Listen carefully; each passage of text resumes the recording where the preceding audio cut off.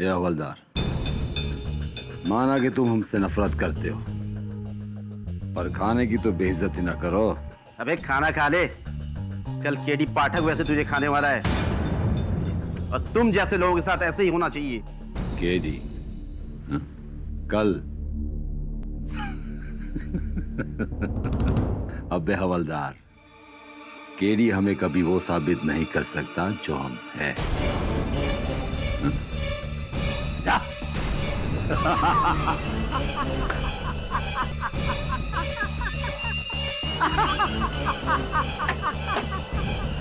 KD साबित करेगा हमें।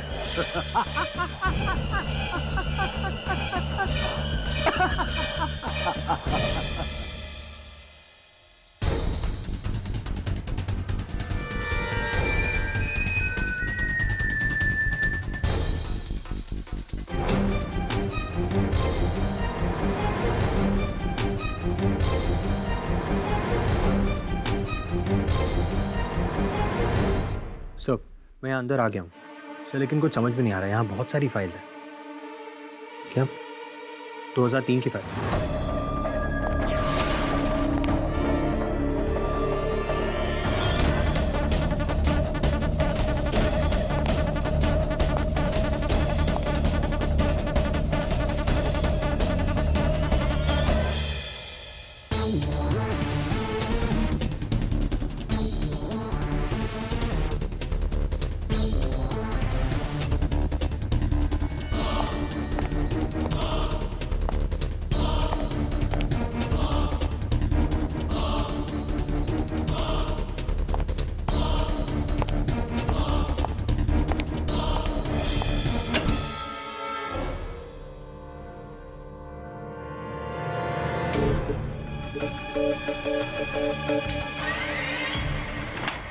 क्या बिजनेसमैन जावेद सुल्तान ही है या कोई और? इस केस के पीछे का सच क्या है? खूंखार आतंकवादी छोटा रफीक कहाँ छुपा बैठा है? जैसे पुलिस और केडी पाठक का कहना है, क्या जावेद सुल्तान ही छोटा रफीक है इन हमलों के पीछे का मास्टरमाइंड? महीनों के तहकीकात के बाद भी जो पुलिस साबित नहीं कर पाई है, क्या सरकार के अनुरोध से सामने आए हुए मशहूर वकील केडी पाठक इसे साबित कर पाएंगे? कल अदालत में उन्होंने ये वादा किया था कि आज वो ये साबित कर देंगे कि जावेद सुल्तान ही छोटा रफीक है। आखिर आज ऐसा क्या चमत्कार होगा? देखते रहिए। तब तक के लिए नमस्कार। हेलो पाठक साहब, आपने तो हमेशा सच का साथ दिया है, फिर आज आप सच को झूठ साबित करने पर क्यों तुले हैं? वैसे आप पुलिस वालों की बातों में आ कैसे गए? नहीं यार, ऐसा नहीं है। जहाँ तक का मैं समझ रहा हूँ, मैं अभी सत्य का ही साथ दे रहा हूँ। संभवतः आप नहीं समझे, समझाता हूँ आपको केस की सुनवाई के बाद शाम को। समझ गए? खैर, केस तो आप जीत ही जाएंगे। मैं आपको एडवांस में केस जीतने की बधाई और दीपावली की मुबारकबाद देता हूँ। धन्यवाद। किंतु दीपावली का अर्थ? जी पाठक साहब, जैसे ही ये साबित होगा कि जावेद सुल्तान नहीं बल्कि छोटा रफीक है, तभी एक स्कूल बस में एक पटाखा फटेगा। क्या कहना चाह रहे हैं? मैं कहना चाहता हूँ पाठक साहब, अभी एक स्कूल बस पिकनिक मनाने के लिए लोनावाला जा रही है। उसमें यही कोई 10-15 नन्हे मुन्ने मासूम से बच्चे हैं।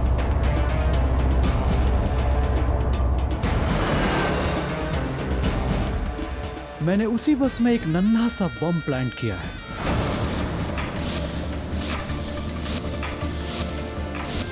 बस आपके केस जीतने का इंतजार है। इधर आपने केस जीता और उधर मैंने एक बटन दबाया। उन 15-20 मासूम बच्चों की जिंदगी आपके हाथ में है केडी साहब। आप जो भी बोल रहे हैं सुनिए, आपकी ये खाली कोरी गीदड़ धमकियां ये केडी पाठक पर असर नहीं करने वाली। शेर कभी गीदड़ धमकी नहीं देता केडी साहब। आपके ऑफिस में जो टीवी रखा है ना, अगर आप उससे दूर रहे तो आपकी सेहत के लिए बहुत अच्छा रहेगा।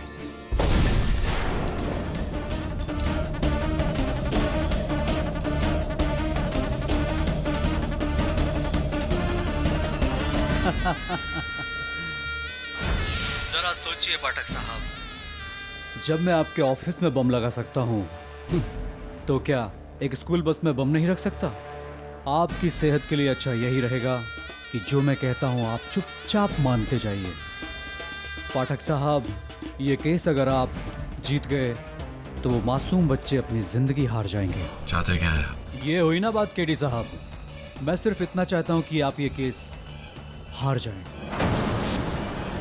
और हाँ, इस बात को सिर्फ अपने तक ही रखिएगा। वैसे मैं आपको बीच बीच में हौसला अफजाई करने के लिए फ़ोन करता रहूँगा, आप प्लीज़ बुरा मत मानिएगा, वरना कोर्ट रूम में एक धमाका होगा और इतने बेवकूफ़ नहीं हो तुम कि ये ना समझ सको कि क्या होगा अगर धमाका हुआ तो। मिल गया सर, आपको जो आदमी चाहिए था मिल गया। सर ये सब क्या है? सर यहाँ क्या हुआ था? अभी अभी एक फोन आया था मुझे, कह रहा था कि स्कूल बस पर बॉम्ब लगा है। अगर मैं जानबूझकर ये केस नहीं हारा तो उस बस को बच्चे समेत उड़ा देगा। सर इस बात की जानकारी हमें सरकारी एजेंसी को तुरंत दे देनी चाहिए। नहीं वरुण, ये लोग पागल हैं, सनकी हैं, अपनी सनक में कुछ भी कर सकते हैं। हम उन बच्चों की जान को खतरे में नहीं डाल सकते। सर अगर आज के केस की सुनवाई हम टाल दें तो हमें कुछ समय मिल सकता है। यही तो वो चाहते हैं वरुण, कि केस टल जाए, 15 दिन बाद की तारीख मिले। लेकिन मैं नहीं चाहता कि ऐसा हो, क्योंकि 15 दिन में कुछ भी हो सकता है। सरकार को तोड़ा मरोड़ा जा सकता है। Anything is possible. हिंदुस्तान है ये वरुण, चाहता है तो फिर अब हम क्या कर सकते हैं? एक ही तरीका है वरुण। कानून ये कहता है कि जब तक एक वकील अपने सारे तर्क अदालत में प्रस्तुत नहीं करता, अदालत निर्णय नहीं सुना सकती। कुछ भी करके मुझे आज अदालत के निर्णय को टालना होगा। इस केस को जितना लंबा खींच सकूं खींचना होगा। इस बीच तुझे उस बस को ढूंढना होगा। उस बस पे चढ़ के उसमें जो बॉम्ब लगाया गया है उसे डिफ्यूज करना होगा। लेकिन बच्चों की जान पर आंच नहीं आनी चाहिए। जानता हूं कि ये कार्य कठिन लग रहा है, लेकिन कुछ भी करके इसे संभव करना होगा वरुण, बच्चों के लिए, इस देश के लिए। Right sir. दवे सुन,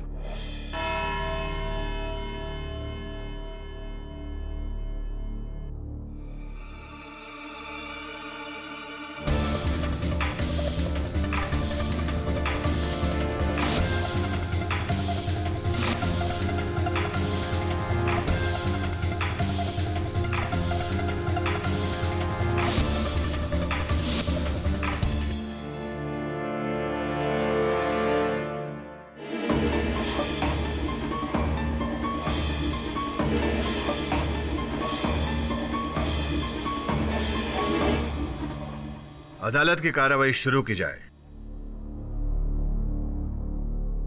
क्षमा चाहता हूं योर ऑनर, मैं फाइल लेना भूल गया।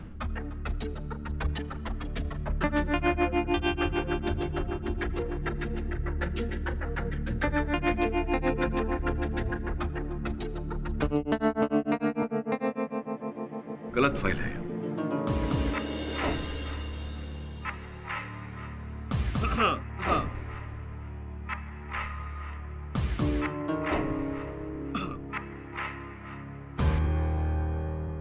योर ऑनर, जैसा कि आप जानते हैं, यह मुकदमा देश की सुरक्षा के साथ जुड़ा हुआ है। सरकार के अनुरोध पर मैं ये केस कटघरे में खड़े जावेद सुल्तान उर्फ छोटा रफीक के विरुद्ध लड़ूंगा, पब्लिक प्रोसिक्यूटर की हैसियत से। योर ऑनर, इन पर देश भर में 15 विस्फोट करके निर्दोष व्यक्तियों की जान लेने का आरोप है।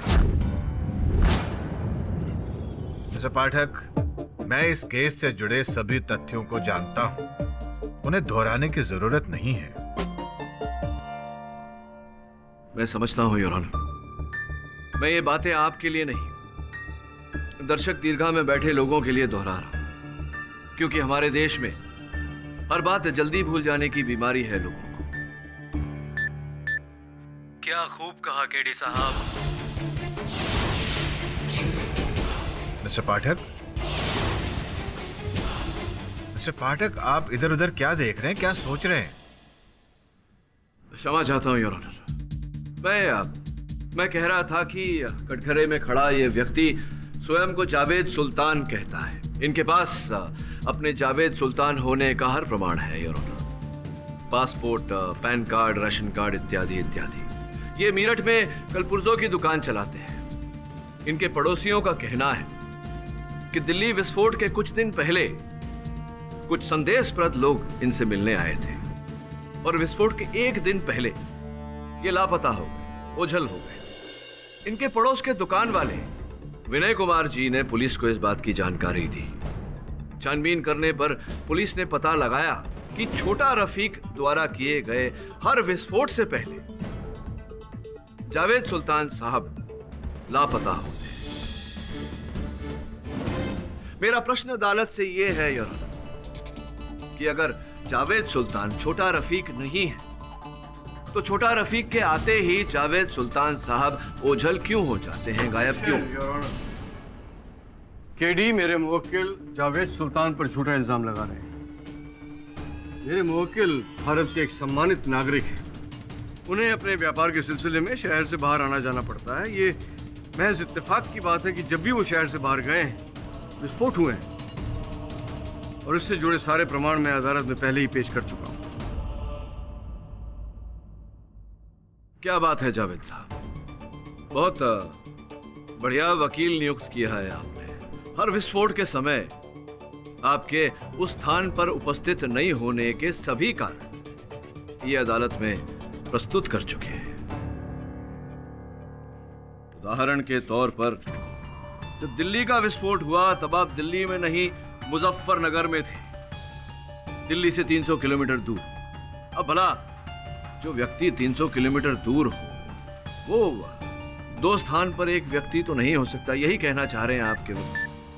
सर मैं बस डिपो से ही बोल रहा हूँ। आज सुबह ही बच्चों को पिकनिक पर ले जाने के लिए बस यहाँ से किराए पर ली गई है। सर हमने बस का पता लगा लिया। सर मैं और दवे बॉम्ब स्क्वाड के साथ हैं यहाँ पर। और सर आप सही कह रहे थे, हम उसकी कॉल को ट्रेस नहीं कर पा रहे। ठीक है वरुण, मैं केस को जरा लंबा खींचता हूँ, बताते रहना मुझे। Okay sir. मिस्टर पाठक, आप कर क्या रहे हैं? आप आज अदालत को जावेद सिद्दीकी के छोटा रफीक होने का सबूत देने वाले थे। वो सबूत कहाँ है? Dave let's hurry up. चल।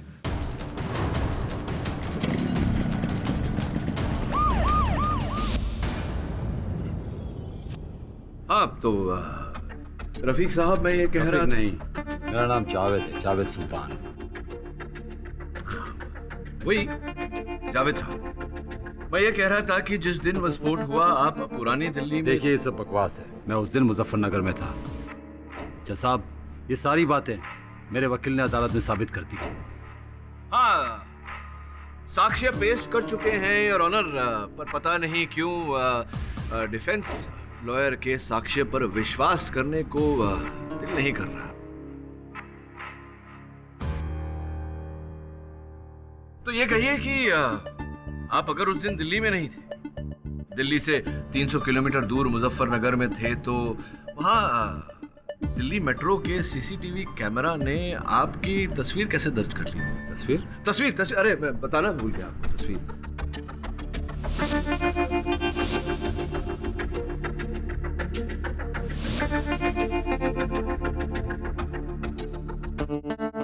हाँ, ये देखिए तस्वीर आपकी। नहीं, दूर से देखिए। जज साहब लगता है केडी साहब मुझे दोषी करार करने के लिए पगला रहा है। आप किस बिना पे कह सकते हैं कि ये तस्वीर मेरी है? इस तस्वीर में जो शख्स है उसका चेहरा साफ साफ नजर नहीं आ रहा है। देखिए। ऑब्जेक्शन योर ऑनर, मेरे मुवक्किल जो कह रहे हैं बिल्कुल सही कह रहे हैं और केडी जिस तस्वीर के बारे में बात कर रहे हैं वो बिल्कुल साफ नहीं है। केडी खामखा झूठी दलीलें देकर अदालत का वक्त बर्बाद कर रहे हैं। Objection sustained. मिस्टर पाठक, अगर पक्का सबूत है तो ही अदालत में पेश कीजिए। जी योर ऑनर, बिशन शुक्ला जो दिल्ली में ही एक रेस्टोरेंट चलाते हैं, उन्हें मैं यहाँ बुलाने की अनुमति चाहता हूँ।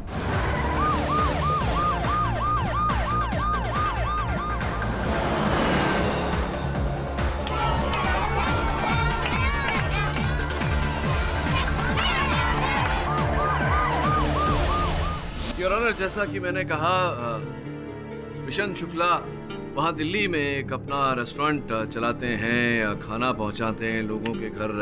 शुक्ला जी, कैसा चल रहा है जीवन आपका? अच्छा चल रहा है सर। और वहाँ दिल्ली में कार्यक्रम, आपका रेस्टोरेंट, व्यवसाय सब ठीक ठाक? जी सर। घर पे सब राजी खुशी? ऑब्जेक्शन योर ऑनर, केडी फिर अदालत का समय बर्बाद कर रहा है। प्रश्न पूछने ही वाला था। हाँ तो शुक्ला जी बताइए, क्या हुआ था उस समय? जी सर, जैसा कि मैं आपको पहले भी बता चुका हूँ कि पिछले साल पूरे 2 महीने से मेरी ही दुकान से पास के मकान में रात का खाना जाता था।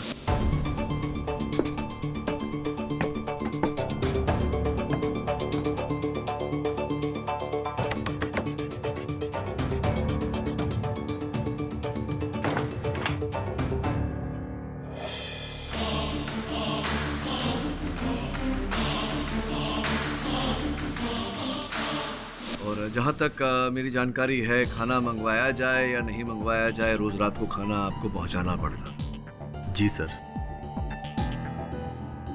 तो शुक्ला जी, उस मकान में कितने लोग रहते थे? 2 लोग, क्योंकि 2 ही लोगों का खाना जाता था। अच्छा। और उन 2 व्यक्तियों में से क्या ये जो कटघरे में सामने खड़े हैं, ये भी रहते थे? रहते थे? डरिए मत, बेझिझक बोलिए, रहते थे वहां?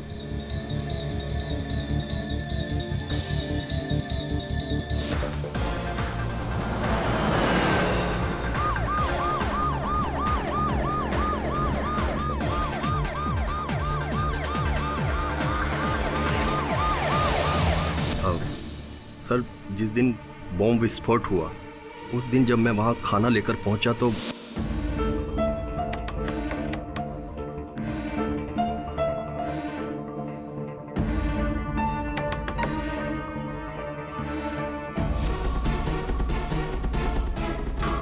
योर ऑनर, सुरक्षा कर्मचारियों के अनुसार जो मृत शरीर इनके मकान से पाया गया, वो छोटा रफीक के किसी साथी का था। ऑब्जेक्शन योर ऑनर, हम इस मुद्दे पर पहले भी बहस कर चुके हैं और अभी तक अदालत में कोई ऐसा सबूत पेश नहीं हुआ है जो ये साबित कर सके कि मेरे मुवक्किल जावेद साहब उस मकान में रहते थे। यहाँ तक कि शुक्ला साहब भी निश्चित नहीं है कि उन्होंने जावेद साहब को ही वहाँ देखा था। मैं समझ आता हूँ, इसलिए नहीं। आपके अंतिम शब्द क्या थे?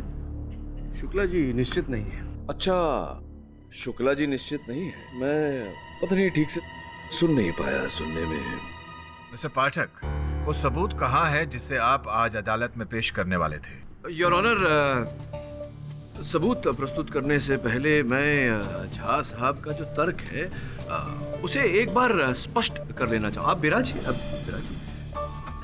शुक्ला जी, क्या आप कितनी बार आप उस मकान में जहां आप खाना देने जाते थे, इस व्यक्ति जिनका नाम जावेद सुल्तान है, इन्हें कितनी बार देखा आपने उस मकान में? सर, 1 बार, क्योंकि ज्यादातर दूसरा आदमी ही दरवाजा खोलता था। उस एक बार जब इन्होंने दरवाजा खोला था तो कितनी दूरी पर थे आप दरवाजे से? यही सर, कोई हाथ भर की दूरी पर। और पूरा दरवाजा खोला था इन्होंने, या कभी कभी व्यक्ति आधा दरवाजा खोलता? आपने भी कथन में कहा कि आधा दरवाजा खोला था। इन्होंने ही खोला था आधा दरवाजा या पूरा खोला था?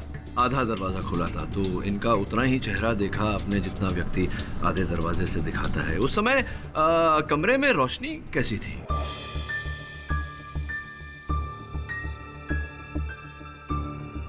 सर, वहाँ एक बल्ब जल रहा था और जहाँ कॉरिडोर में मैं खड़ा था वहाँ एक ट्यूबलाइट थी। मतलब आधी रोशनी, आधा दरवाजा, आधा चेहरा। तो पूरे विश्वास के साथ आप कह सकते हैं कि दरवाजे के पीछे जावेद साहब ही थे? जी सर, मैं यकीन से नहीं कह सकता।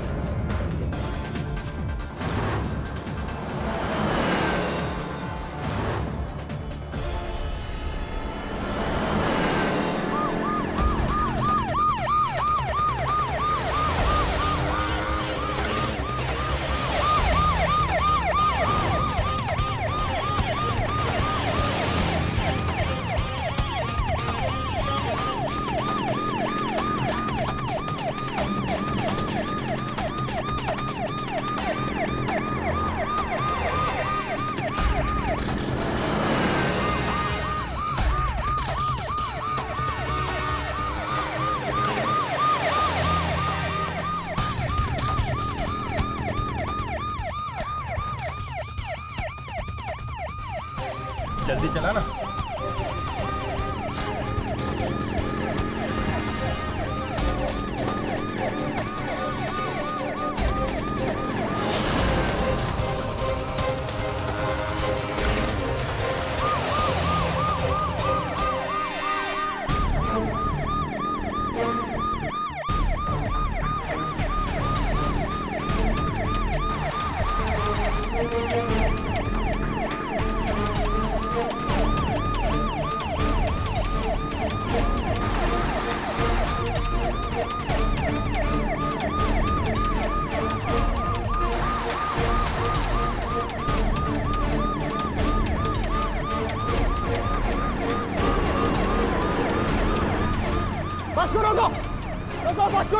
बस को रोको।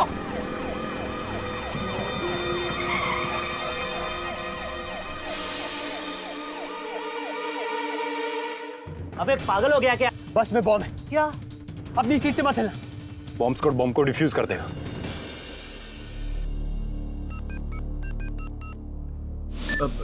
यूं गए और यूं।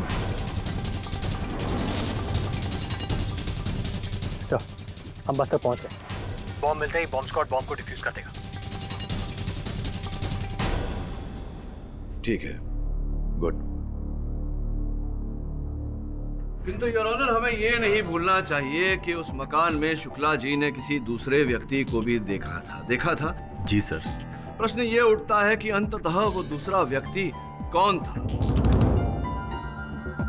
आप बताइए शुक्ला जी, जिस व्यक्ति को आपने देखा था उस मकान में, क्या उसके चेहरे पर कोई निशान था, जैसे चोट का निशान या फिर कोई तिल, वैसा ही जैसा कि जावेद साहब की बाहों के ऊपर है? Objection your honour. ये क्या हो रहा है? केडी साहब कभी तो ये साबित करते हैं कि शुक्ला जी निश्चित नहीं है, और कभी मेरे मुवक्किल जावेद साहब को दूसरा आदमी साबित करना चाहते हैं। योर ऑनर, मैं केवल इतना जानने का प्रयास कर रहा हूं कि जिस व्यक्ति को शुक्ला जी ने उस मकान में देखा था, उनके मुख पर वैसा ही चिन्ह था या नहीं जैसा कि जावेद सुल्तान साहब के चेहरे पर है, था या नहीं?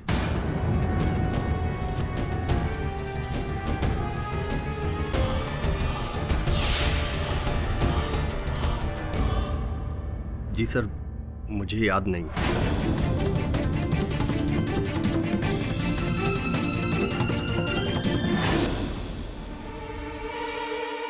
तभी बॉम्ब मिला? नहीं, बाहर ऊपर नीचे कुछ नहीं। कुछ समझ में नहीं आ रहा है। बस के बाहर तो हमने सब जगह चेक कर लिया, अंदर चेक करते हैं।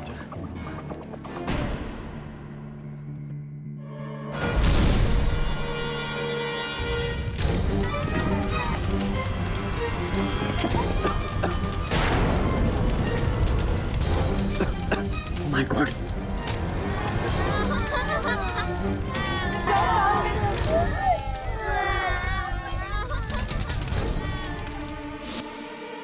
सर, उसने धमाका कर दिया। सर, जैसे हमने बस के अंदर घुसने की कोशिश की, यहाँ बॉम्ब ब्लास्ट हो गया।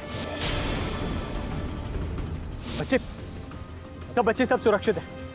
सर, मुझे तो लगता है इस छोटे से बॉम्ब ब्लास्ट से वो हमें धमकाने की कोशिश कर रहे हैं। पाठक साहब, छोटा सा नजराना था। उम्मीद है आपको पसंद आया होगा।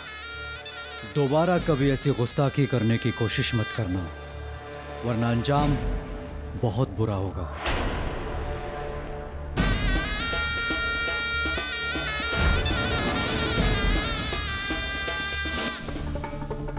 मुझे लगता है उसने बस में कैमरा लगाया है।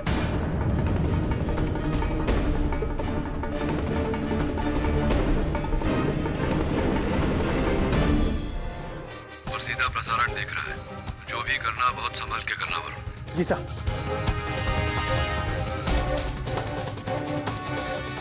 मिस्टर पाठक, आपका ध्यान कहाँ है? आप बार बार कहाँ खो रहे हैं? क्षमा चाहता हूं योर ऑनर। मिस्टर पाठक, वो सबूत कहाँ है जिसे आप आज अदालत के सामने रखने वाले थे? उम्मीद करता हूं कि लंच के बाद आप अदालत का समय जाया नहीं करेंगे। अदालत लंच के लिए मुलतवी की जाती है। चिंता मत करो, तुम्हें कुछ नहीं होगा। बेटा चिंता मत करो, हम आपको कुछ नहीं होने देंगे। चिंता मत करो, हम आपको कुछ नहीं होने देंगे। कुछ नहीं होगा आपको। कोई भी अपने जगह से मत हिलना बेटा, आराम से बैठो, कुछ नहीं होगा तुम्हें। क्या हुआ? बस में छिपा कैमरा उस आदमी को बस की सारी तस्वीरें पहुंचा रहा है।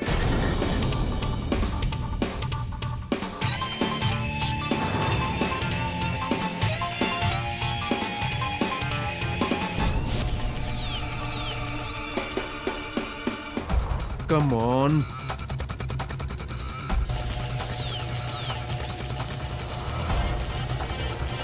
यस, मिल गया। मुझे कैमरा की फ्रीक्वेंसी मिल गई है। अब हम वो सब कुछ देख सकते हैं जो वो आदमी देख रहा है।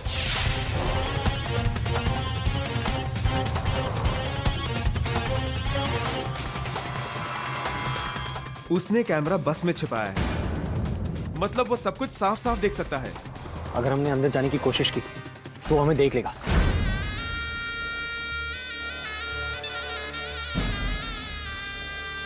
तो क्या और कोई रास्ता नहीं?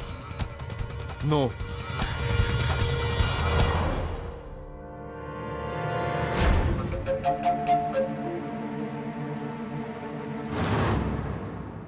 ये अच्छी बात है कि सुशांत ने कैमरा की फ्रीक्वेंसी पकड़ ली। अब उसको बोल कि कैमरा द्वारा दिखाए गए पुराने दृश्यों की लूप बनाए और उन्हें बार बार चलाए। देखने वाले को ऐसा लगेगा कि वो नए दृश्य देख रहा है। और इसी समय में तू बच्चों को बस से उतार लेना, समझ गया? सब। केडी साहब, आप मेरे से कब पूछेंगे? मैं सुबह से वेट कर रहा हूँ आपकी। जानता हूँ डॉक्टर साहब, क्षमा चाहता हूँ, आपसे प्रश्नोत्तर करने का उचित समय नहीं आया। कुछ देर और लगेगी। अब बैठिए ना प्लीज। Sir ji. कोर्ट में कोई कैमरा नहीं है, शायद दर्शकों में उनका कोई खबरी हो। पक्का? जी मैं देखता हूँ। जी सर। हेलो पाठक साहब, आप लाख कोशिश कर लीजिए पर आप हमें रोक नहीं पाएंगे, क्योंकि आपकी एक एक हरकत पर हमारी नजर है।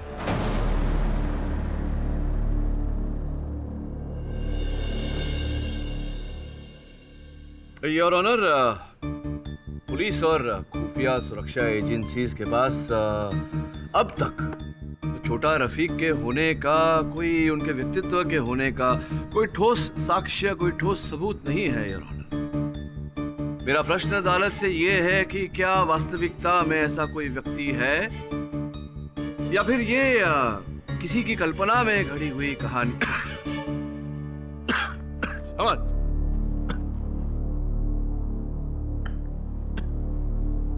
क्षमा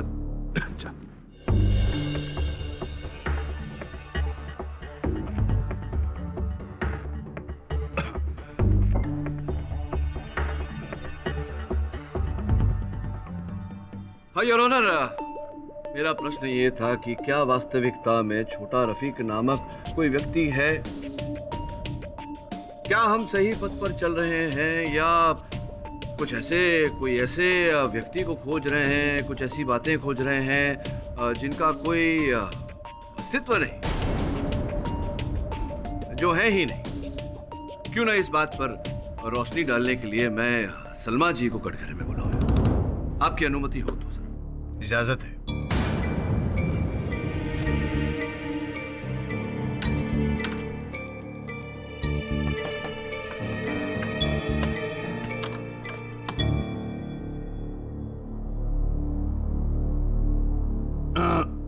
सलमा जी कैसी हैं आप?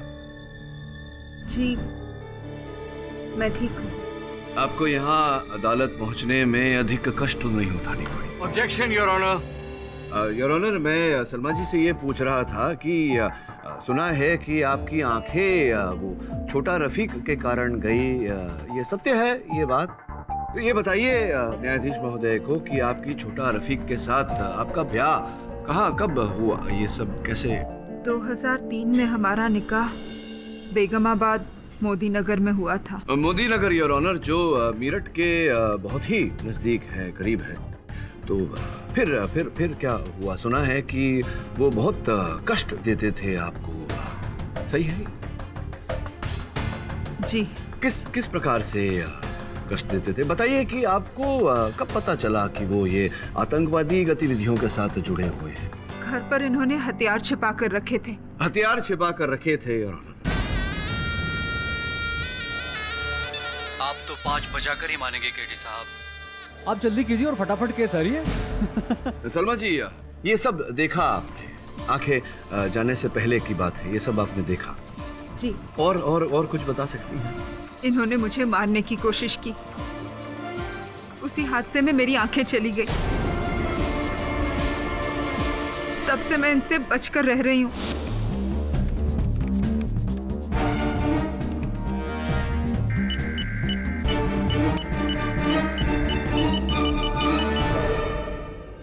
वाओ, केडी साहब की जय हो। क्या आइडिया दिया है। मैंने फ्रीक्वेंसी को हैक कर दिया है। अब मैं कैमरा से भेजे जाने वाली तस्वीरों को दोबारा भी दिखा सकता हूँ, पर मैं ये ज्यादा देर तक नहीं कर सकता। अब जाओ, बच्चों को बचाओ।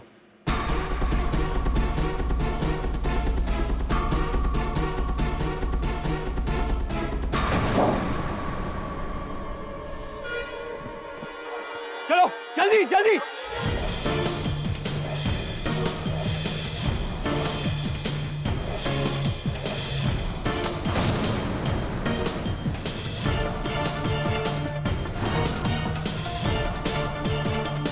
योर ऑनर, मैं अनुरोध करूंगा अदालत से कि ये जावेद साहब को कुछ बोलने की आज्ञा दे, ताकि सलमा जी इनकी आवाज को पहचान सके, इनके स्वर को पहचान सके। इजाजत है। मैं निर्दोष हूं और केडी साहब बेवजह मुझे परेशान कर रहे हैं। सलमा जी बताइए, क्या आप इस स्वर को पहचानती हैं?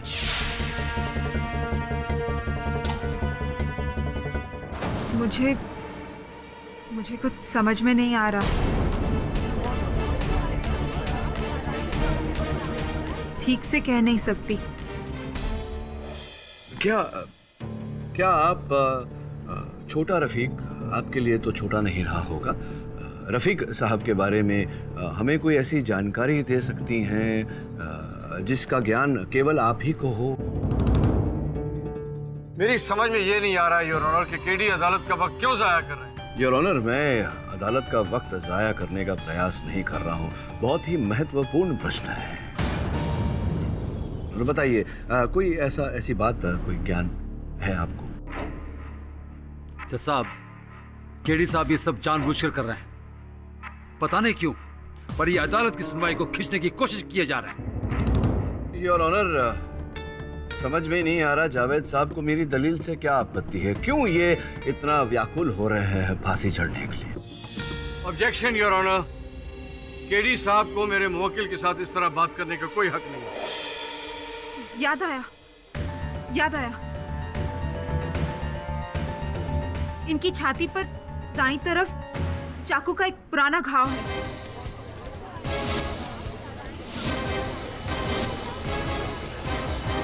चाकू का पुराना घाव है योर ऑनर। अब शीघ्र ही दूध का दूध और पानी का पानी हो जाएगा। पता चल जाएगा कि ये छोटा रफीक है। अगर जावेद की छाती पर जख्म का जरा भी निशान मिला तो मैं बटन दबाने में 1 सेकंड की भी देरी नहीं करूंगा। सलमा जी, ये बताइए कि आपको कैसे पता कि जो घाव इन्हें अर्थात छोटा रफीक को लगा था वो चाकू का ही है, किसी और हथियार का भी हो सकता है? उदाहरण के तौर पे उस तरह या ब्लेड या सलिया इत्यादि। साहब, घाव तो घाव होता है, चाकू का हो या और कोई हथियार का। लेकिन आप थी वहाँ जब छोटा रफीक को ये पे हमला हुआ, उसे ये घाव लगा? नहीं, मैंने तो ये घाव निकाह के बाद ही देखा। केडी साहब, आप मोहतरमा को और परेशान ना करें।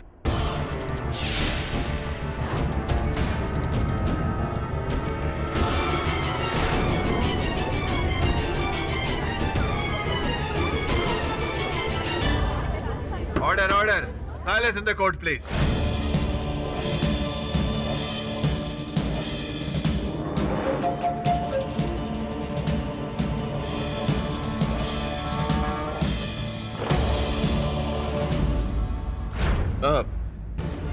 घाव नहीं है यार ऑनर। घाव, सलमा जी, घाव नहीं है इनके बदन पे भी।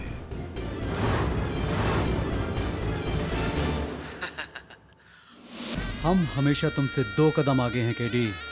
खैर, सही जा रहे हो।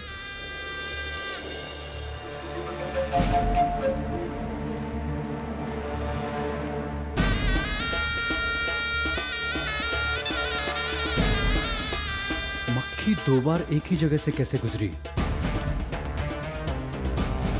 ओह, मेरे कैमरे की फ्रिक्वेंसी को हैक कर लिया। इसका मतलब वो मुझे बेवकूफ बना रहे हैं। ओह शिट, ये क्या हो रहा है? ये क्या हो रहा है? बेटा, बेटा जल्दी आओ बाहर। वो मेरी फेवरेट पानी की बोतल थी। बेटा पानी की बोतल छोड़ो, जल्दी आओ। छोड़ो, जल्दी आओ। मेरी पानी की बोतल। लगता है मेरी बैटरी डाउन हो गई है।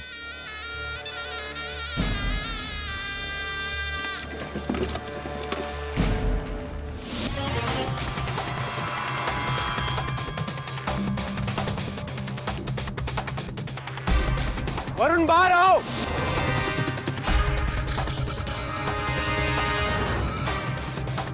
मैं तुम्हारी बॉडी दूंगा, जल्दी जाओ बाहर।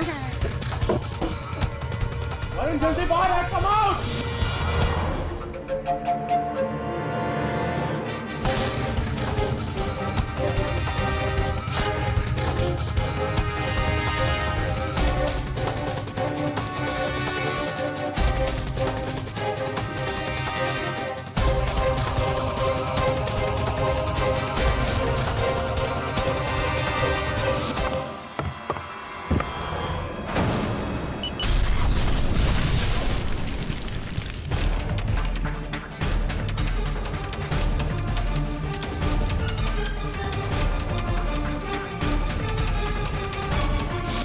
तो ये साबित हो जाता है योर ऑनर कि मेरे मुवक्किल जावेद सुल्तान हैं, छोटा रफीक नहीं।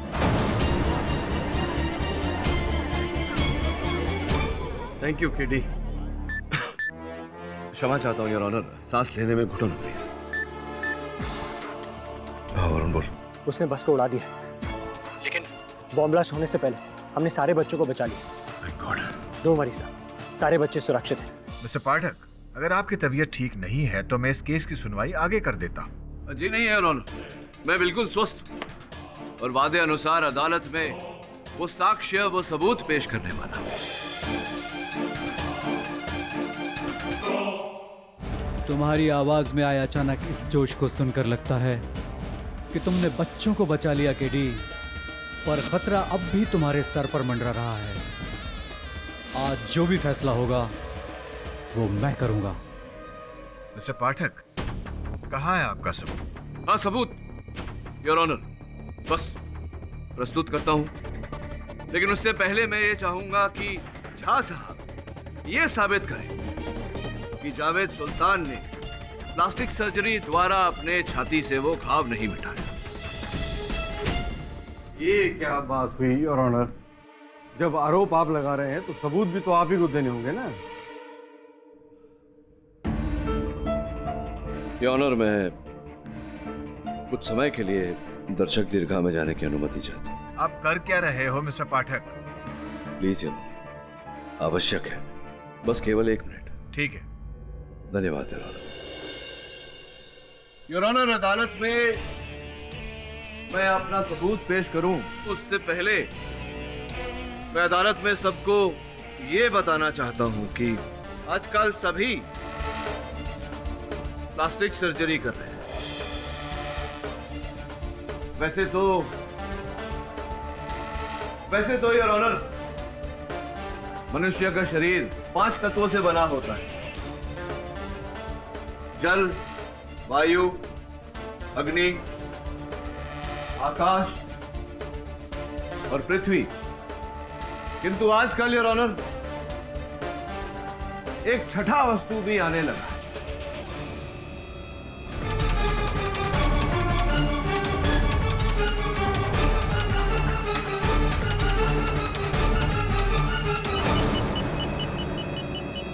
Plastic your honour.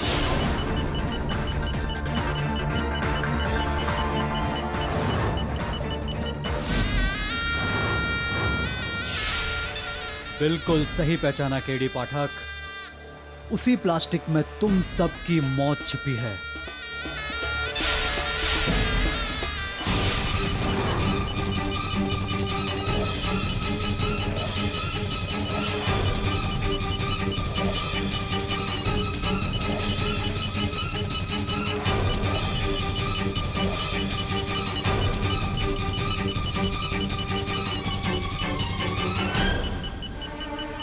Your honour, अब मैं अदालत में वो साक्ष्य,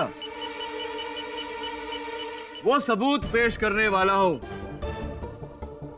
जिससे दूध का दूध और पानी का पानी हो जाए। प्रतिपक्ष भी मेरी बात से सहमत हो गए। जावेद साहब को भी इस देश के न्याय और कानून पर अधिक विश्वास होने लगे। योर ऑनर, मैं समझ सकता हूं कि जावेद साहब पर क्या गुजरी होगी। व्यर्थ में इतना समय तक बेचारे कारागार में रहे। योर ऑनर, मेरा प्रश्न ये है कि पुलिस ने जावेद साहब को किस बिना पर गिरफ्तार किया? जब जावेद साहब के पास जावेद होने का हर साक्ष्य था, हर प्रमाण था, तो फिर पहली ही बारी में इनका केस स्थगित क्यों नहीं कर दिया गया?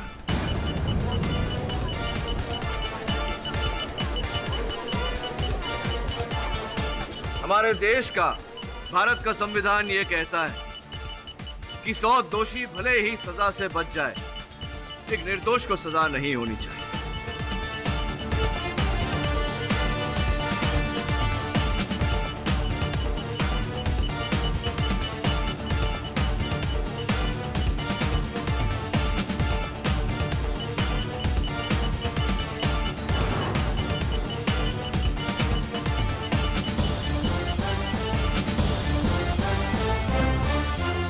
सर, ये तो सिर्फ एक मोहरा है। असली खिलाड़ी तो बिल में छुपा बैठा है और हमें उसके बिल का पता लग गया है। योर ऑनर, मैं इनकी मानसिक पीड़ा को समझ सकता हूं। अदालत सबूत मांगती है योर ऑनर, और जावेद साहब और छोटा रफीक के विरुद्ध मैं वो सबूत प्रस्तुत करने जा रहा हूं। अरे पागल हो गया क्या केडी? अपने बारे में नहीं तो वहां पर मौजूद इतने सारे लोगों के बारे में तो सोच। योर ऑनर, मैं सबूत अदालत में प्रस्तुत करूं उससे पहले अदालत से क्षमा मांगना चाहूं कि आज वास्तविकता में मैंने अदालत का समय नष्ट किया। वो इस कारण योर ऑनर कि जावेद साहब उर्फ छोटा रफीक के कहने पर एक बच्चों से भरी स्कूल बस में इनके आदमियों ने गिरफ्त में लिया था, उस पर बॉम्ब लगाया। लेकिन मुझे ये कहते हुए सुकून मिल रहा है कि अब बच्चे ठीक हैं। अब योर ऑनर, वो प्रमाण जो मैं प्रस्तुत करने वाला था अदालत में, जो ये साबित कर देगा कि जावेद सुल्तान ही छोटा रफीक है, उस गवाह को बुलाने की अनुमति चाहता हूं। इजाजत है। Your honour, healing touch nursing home के डॉक्टर नथानी अदालत में यह प्रमाणित करेंगे कि यह व्यक्ति मानवता के नाम पर धब्बा है। जावेद सुल्तान और छोटा रफीक के कारण कई लोगों की जानें गई, कई बच्चे अनाथ हुए, कई औरतें विधवा हुई।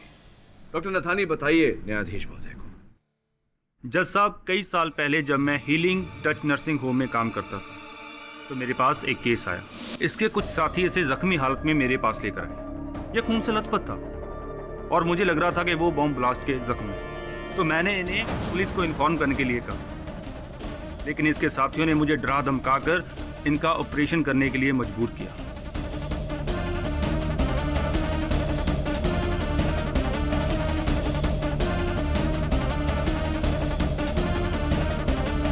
तो मैंने सर्जरी से पहले इनके कुछ टेस्ट किए, जो कि हमारा स्टैंडर्ड प्रोसीजर है।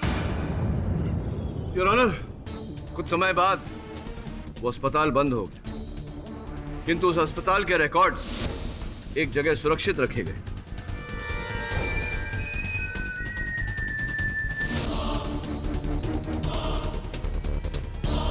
और मुझे पूरा विश्वास है योर ऑनर कि जावेद सुल्तान की चिकित्सा के रिपोर्ट्स छोटा रफीक के चिकित्सा के रिपोर्ट से पूरी तरह से मेल खाएंगे। जज साहब, ये डॉक्टर वहां पर नहीं था, ये झूठ बोल रहा है। वहां पर एक लेडी डॉक्टर थी, ये नहीं था।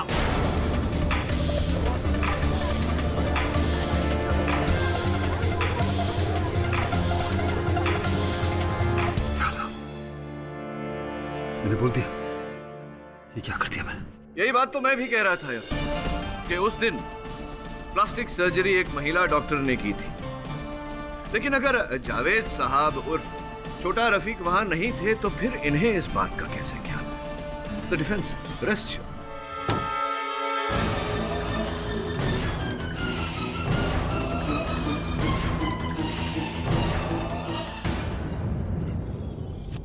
मिस्टर पाठक, अब आपको कोई भी जानकारी देने की जरूरत नहीं है।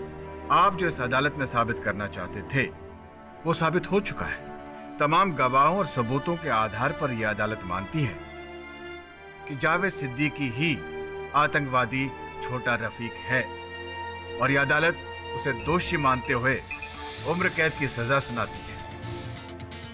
Case is close.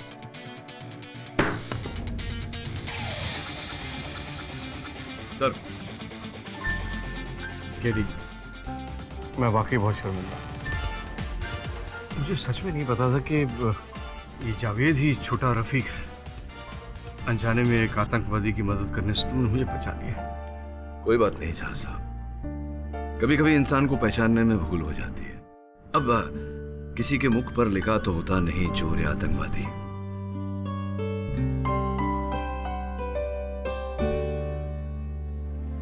Thanks a lot. See you soon. God bless you. अरे मिस्टर वरुण झवेरी, क्या बात है। हाँ, धूल में लथपथ होकर आया है। अच्छा काम करके आया है। गर्व है मुझे तुझ पर। सर, मुझे आपके सहायक होने पर।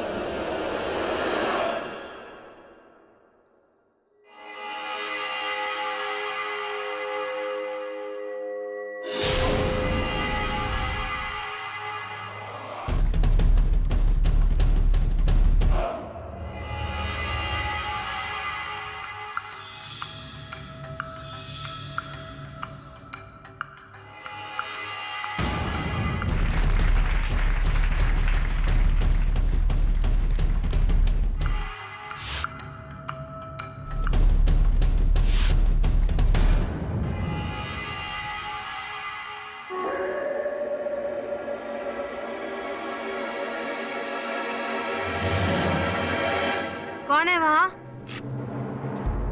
कौन है? कौन है यहाँ? कौन है यहाँ पे? कौन है यहाँ?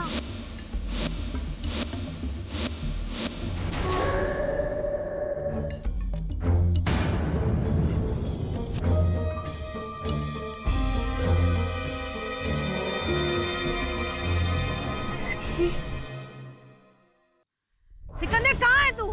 सामने आ। आखिर तूने अपनी औकात दिखाई ही दी ना सिकंदर। सिकंदर, क्या हुआ राधा? ये देखो। राधा चिल्लाओ मत, शो चल रहा है। आपको अपने शो की पड़ी है। 1000 बार मना कर चुकी हूँ सिकंदर को, तब भी वो मेरे पीछे आ रहा है। आज तो उसने हद कर दी। वो मेरे टेंट के अंदर झांक रहा था। क्या? सिकंदर ने ऐसा किया? मेरे सामने लाओ उसे।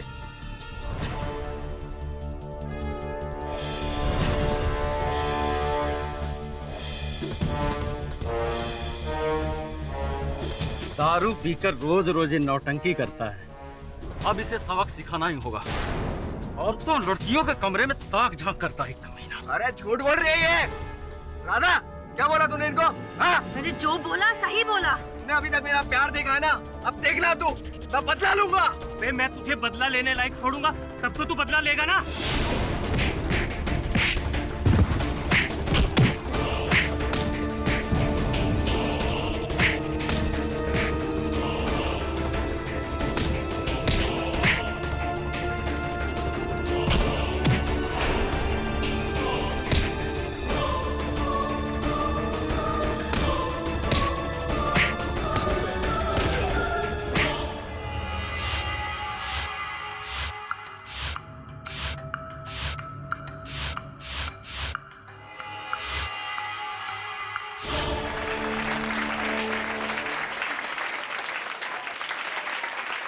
ये जोरदार तालियां इस हमारे कलाकार के लिए। मैं पेश करने जा रहा हूं हमारी सबसे बड़ी शान, जिसकी खूबसूरती पर मर मिटने का दिल चाहता है। सबसे बड़ी कलाकार राधा।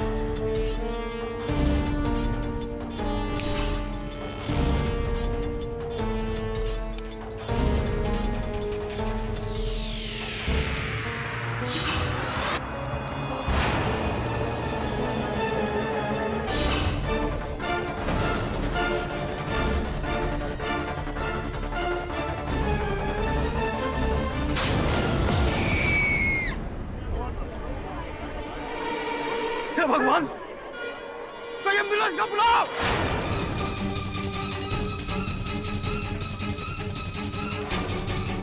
अब बुलाने से कोई फायदा नहीं। केडी साहब, प्लीज मैं आपके आगे हाथ जोड़ती हूँ, मेरे सिकंदर को बचा लीजिए। अच्छा, आपका सिकंदर? केडी सर, सिकंदर बिल्कुल निर्दोष है, उसको फंसाया गया है। सर सिर्फ इस बिना पे कि सिकंदर ने राधा को मारने की धमकी दी थी। पुलिस उसको उसका हथियारा समझ रही है। किस कारणवश धमकी दी थी सिकंदर जी ने? सर, क्योंकि राधा ने उस पे झूठा इल्जाम लगाया था कि जब वो तैयार हो रही थी तो सिकंदर झांक रहा था। आज तो उसने हद कर दी। वो मेरे टेंट के अंदर झांक रहा था, जिसकी वजह से गुस्से में आके सिकंदर ने राधा को बहुत भला बुरा कह दिया था। तुमने अभी तक मेरा प्यार देखा है ना, अब देखना तू, मैं बदला लूंगा। विचित्र बात है कि आप एक ऐसे व्यक्ति का साथ दे रही हैं जो महिला के कक्ष में ताक झांक करता है। नहीं सर, सिकंदर ऐसा नहीं है। मैं उसे बचपन से जानती हूँ और इसीलिए उसका साथ दे रही हूँ। सर, राधा शो की स्टार थी।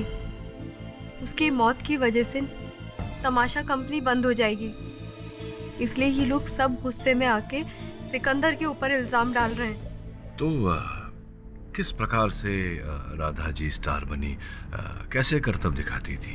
सर, राधा आग का खतरनाक करतब दिखाया करती थी जो लोगों को बहुत पसंद आता था। और आप क्या करती हैं वहाँ, मतलब किस प्रकार के करतब करती? सर, मैं रस्सी पे चलने का करतब दिखाती हूँ। केडी सर, मैं आपके आगे हाथ जोड़ रही हूँ, आप प्लीज सिकंदर को बचा लीजिए। देखिए, आप हाथ मत जोड़िए, मैं मिल लेता हूँ सिकंदर से जाकर। तो तुम उस तमाशे की कंपनी में क्या तुम भी करतब करते हो?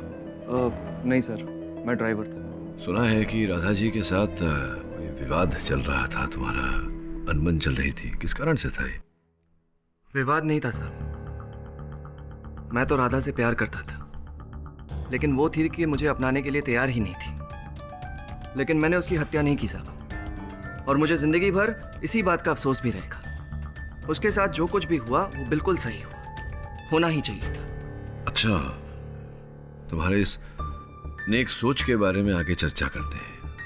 ये बताओ कि वो जो दूसरी लड़की है, क्या नाम है, गुल, उसके साथ भी संबंध है तुम्हारा? किस प्रकार का संबंध है? साहब, मैं और गुल बचपन के दोस्त हैं, हम लोग एक ही मोहल्ले में रहते थे। वो काफ़ी ख्याल रखती है मेरा, और इस कंपनी में नौकरी भी मुझे गुल ने ही दिलवाई थी। अगर तुम निर्दोष हो तो मैं तुम्हें बचा लूंगा, लेकिन अगर तुम मुझसे झूठ बोल रहे हो और मैंने ये पाया कि तुम दोषी हो, तो तुम्हें आजीवन कारावास से कोई नहीं बचा पाए। समझ रहे हो तुम मेरी बात? जी।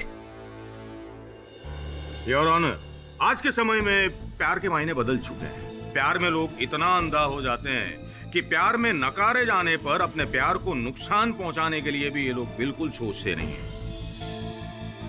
और ऐसे कई वाकये हमारे सामने आजकल बहुत आ रहे हैं। ये सिकंदर है।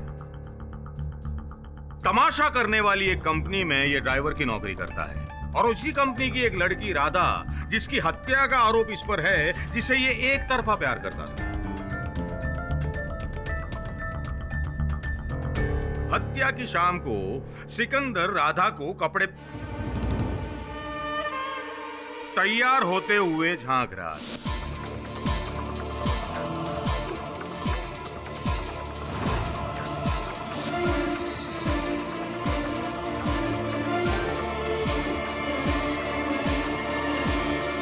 राधा ने इस बात की शिकायत की। सिकंदर को सबके सामने अपमानित होना पड़ा। उसी वक्त सिकंदर ने सबके सामने राधा से बदला लेने की धमकी दी। अभी तक मेरा प्यार देखा है ना, अब देखना तू, मैं बदला लूंगा।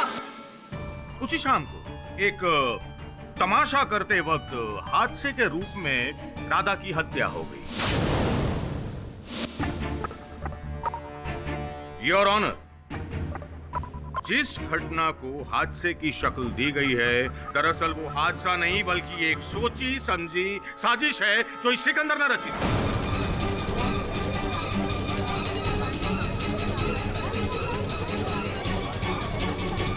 Order order, silence in the court please.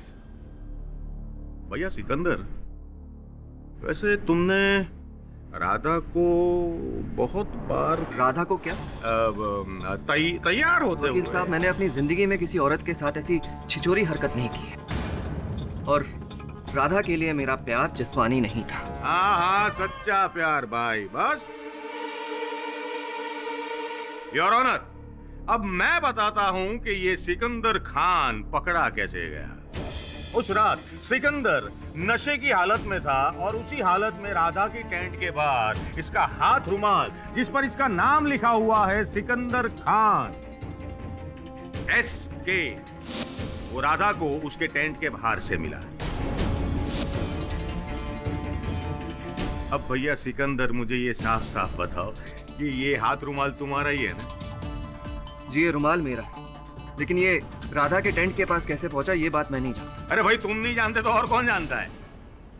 अच्छा, एक और बात बताओ कि उस रात तुमने राधा को जान से मार डालने की धमकी दी थी ना? योर ऑनर, पता नहीं क्यों अभियोग पक्ष महोदय को ऐसा लग रहा है कि दो व्यक्तियों के बीच झगड़ा होता है तो वो एक दूसरे की जान ले लेते हैं, हत्या कर देते हैं। अगर ऐसा है तो आपके हाथों बहुत पहले मेरी हत्या हो जानी चाहिए थी। हमारा तो प्रतिदिन झगड़ा होता रहता है। I object your honour.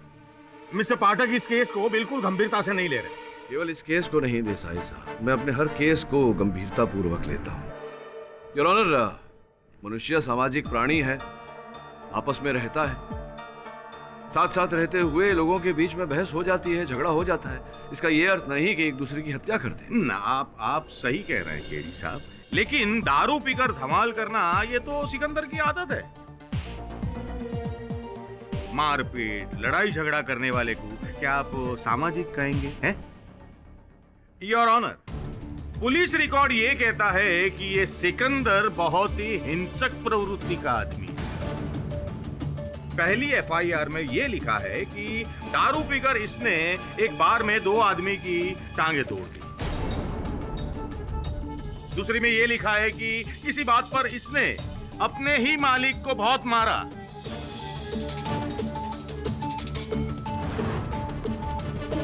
Desai साहब, मैं मानता हूं कि एक समय पर सिकंदर गुंडा था, लेकिन वो पुरानी बात है। पुरानी कहानी दोहरा के कोई लाभ तो है नहीं।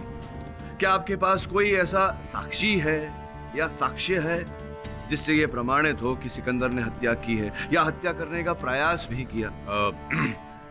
देखिए पाठक साहब, इस वक्त तो मेरे पास कोई सबूत नहीं है। इनके पास कोई सबूत नहीं है? नहीं। हाँ योर ऑनर, लेकिन मेरे पास एक सबूत है जिसकी वजह से ये साबित हो जाएगा कि राधा की हत्या की साजिश सिकंदर ने ही रची थी। योर ऑनर, सबसे पहले मैं अदालत को ये बताना चाहता हूँ कि जो कर्तव्य करते समय राधा की हत्या हुई, वो कर्तव्य करते कैसे। योर ऑनर, अब मैं फॉरेंसिक एक्सपर्ट डॉक्टर रस्तोगी को कटघरे में बुलाने की इजाजत चाहूंगा। डॉक्टर साहब, राधा जिस बोतल से करतब दिखाती थी, क्या सही मायनों में उस बोतल में मिट्टी का तेल था? नहीं, उस बोतल में मिट्टी का तेल नहीं बल्कि डीजल था।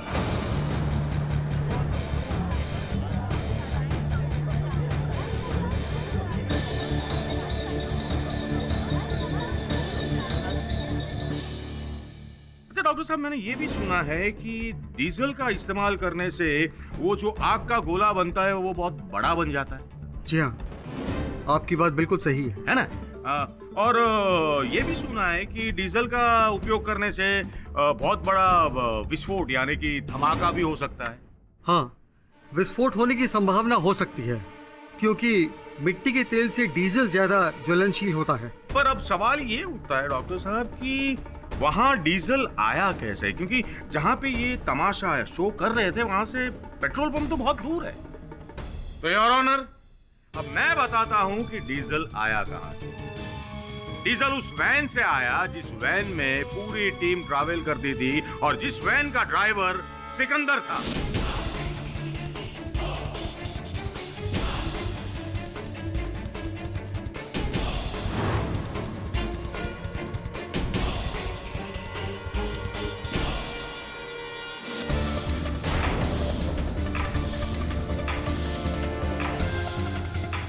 थैंक यू डॉक्टर साहब, आप जा सकते हैं। नहीं नहीं डॉक्टर साहब, एक मिनट।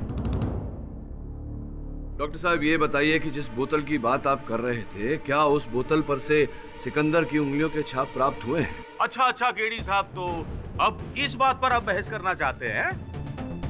केडी साहब, इतनी बड़ी साजिश रचने वाला ये सिकंदर बोतल पकड़ते वक्त क्या उसने हाथ में ग्लव्स नहीं पहने होंगे? हाँ, निशान कहां से होंगे?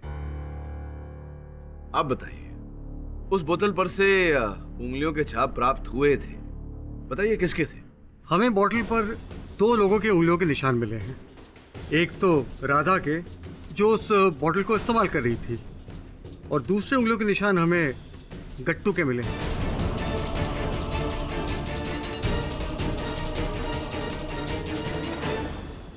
योर ऑनर, गट्टू जो उसी कंपनी में काम करता है जिस करतब को करते समय राधा के साथ ये दुर्घटना घटी, उस करतब से सिकंदर से गट्टू परिचित, उसे मैं कटघरे में बुलाने की अनुमति चाहता। तो गट्टू जी, उस कंपनी में क्या करते हैं आप, क्या काम करते हैं? करतब के दौरान प्रयोग में लाई जाने वाली चीजों की जिम्मेदारी मेरे ऊपर है। अच्छा, तो ये आग का जो करतब था जिसे करते समय राधा के साथ दुर्घटना घटी, उसमें जो सामान उपयोग में लाया जाता है उसकी व्यवस्था भी आप ही करते हैं।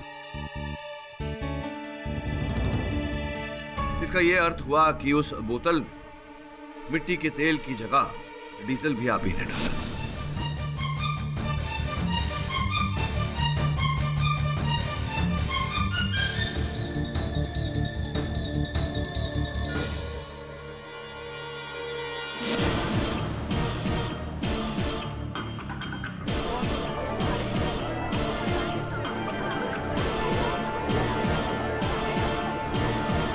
योर ऑनर, अगर राधा की हत्या का कारण उस बोतल में मिट्टी के तेल के स्थान पर डीजल का होना है, तो फिर दोषी गट्टू है योर ऑनर, सिकंदर नहीं।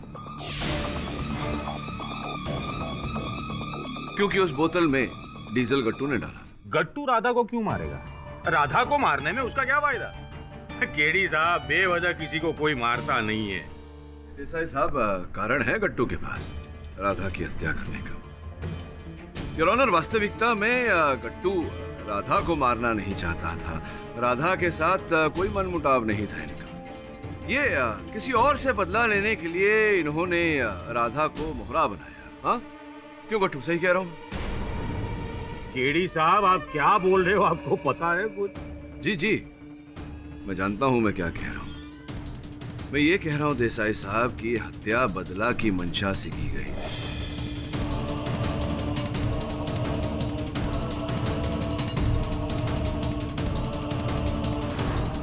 और ये बदला गट्टू राधा से नहीं, सिकंदर से लेना चाहते। I object your honour. KD साहब पूरे केस का रुख ही बदल रहे। योर ऑनर, मोहन दादा जो उसी कंपनी में साज सज्जा और श्रृंगार का कार्य संभालते हैं, उन्हें मैं कटघरे में बुलाने की अनुमति चाहता हूँ। अनुमति? मोहन दादा, आप इस कंपनी के सबसे पुराने कार्यकर्ता हैं। बस स्पष्ट है कि आप सबके व्यवहार से भली भांति परिचित होंगे। जी, मैं पिछले 20 सालों से इस कंपनी से जुड़ा हुआ हूँ और ये कंपनी बिल्कुल मेरे घर जैसी है और घर के हर सदस्यों से हर कोई भली भांति परिचित तो होता ही है ना सर। जी जी जी।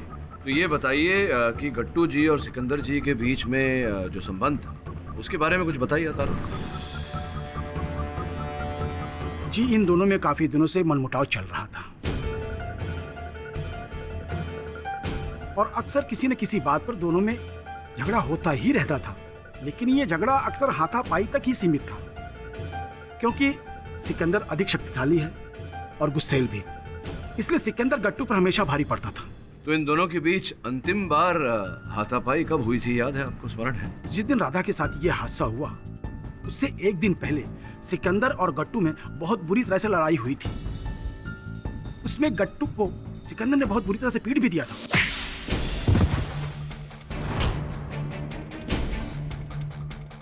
किसी ने भी बीच बचाव करने की हिम्मत नहीं थी क्योंकि हर कोई सिकंदर के गुस्से को अच्छी तरह से जानता था।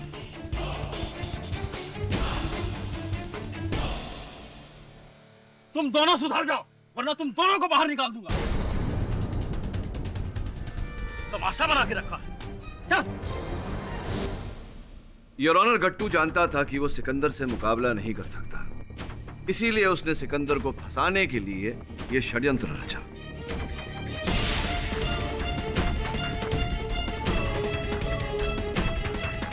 सिकंदर ने राधा को जान से मार देने की धमकी दी थी और इसी बात का लाभ उठाते हुए गट्टू ने राधा को मारने की योजना बनाई।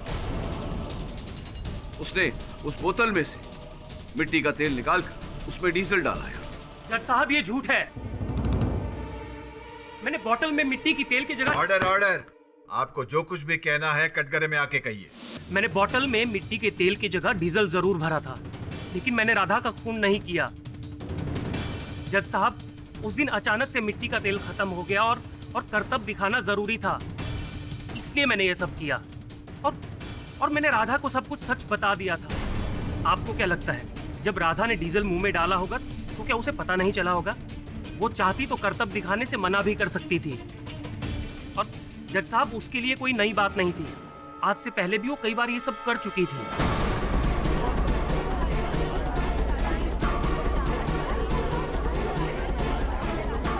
Order order.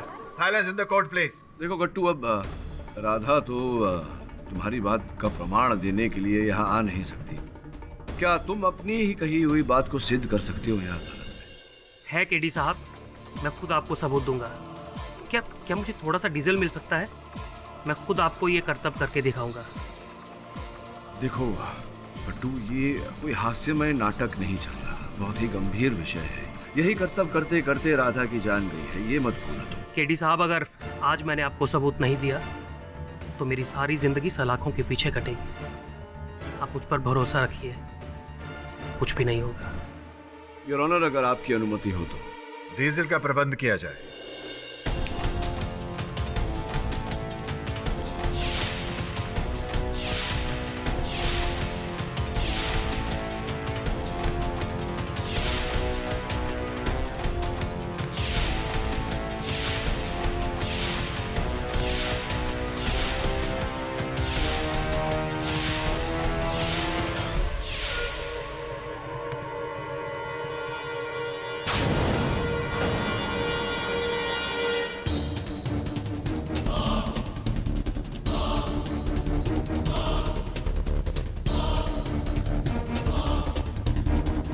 केडी साहब, अब तो आपको विश्वास हो गया ना कि ये करतब करने से कोई मरता नहीं। मैंने तो ये सब राधा जी को देख देख कर सीखा है। राधा जी तो इस करतब में एक्सपर्ट थी, उन्हें कुछ कैसे हो सकता था?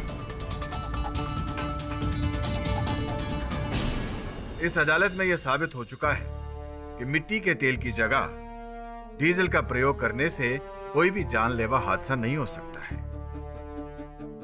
इसलिए इस अदालत को जब तक हादसे के सही वजह मालूम नहीं होते तब तक यह अदालत कोई भी निर्णय नहीं ले सकती है। मैं कल तक के लिए अदालत को बर्खास्त करता हूं। क्यों तुमने मुझे सिकंदर की सच्चाई से अनजान रखा?